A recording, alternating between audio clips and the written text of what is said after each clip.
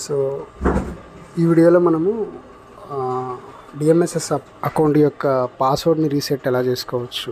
Account యొక్క mail అయితే mail, mobile number అయితే మొబైల్ నెంబరు. అది ఇచ్చేసిన తర్వాత ఫర్గాట్ పాస్వర్డ్ పైన క్లిక్ చేసినట్లయితే ఆ మెయిల్ ఎంట్రీ ఉంటుంది. ఆ తర్వాత కొత్త పాస్వర్డ్ సెట్ చేసుకోవాలి మనము. సో దానికి మనం కొత్తగా పాస్వర్డ్ అనేది ఇవ్వాలి.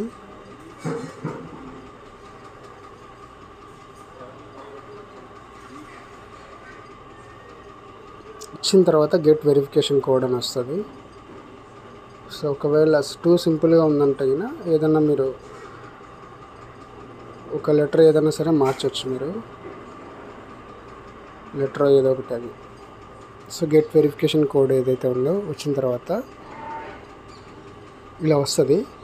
సో దీంట్లో మీరు ఈ బాక్స్ సెట్ అయ్యే విధంగా